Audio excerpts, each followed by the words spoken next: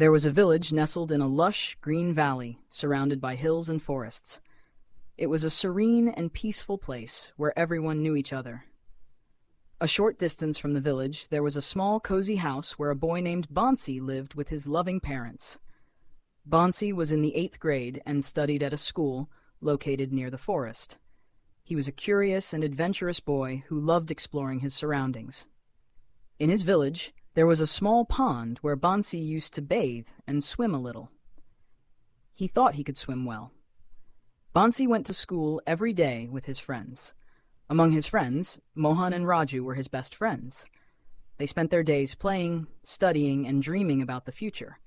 One day, after school, Bansi decided to take a different route home through the middle of the forest.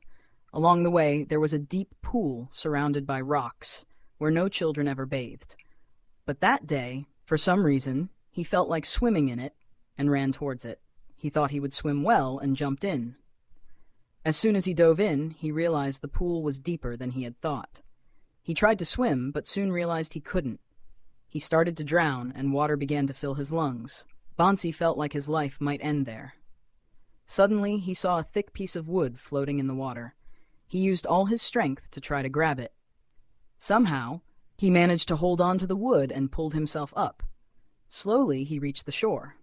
When he got out, his clothes were wet and covered in mud, but his face showed relief at being alive. He was scared, and shivering, put on his clothes and went home. As he walked, many thoughts ran through his mind.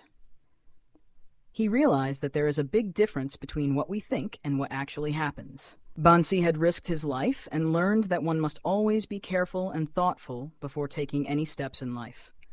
This story teaches us that a single misstep can lead to either death or a better life. We should never be overconfident and should always act within our limits.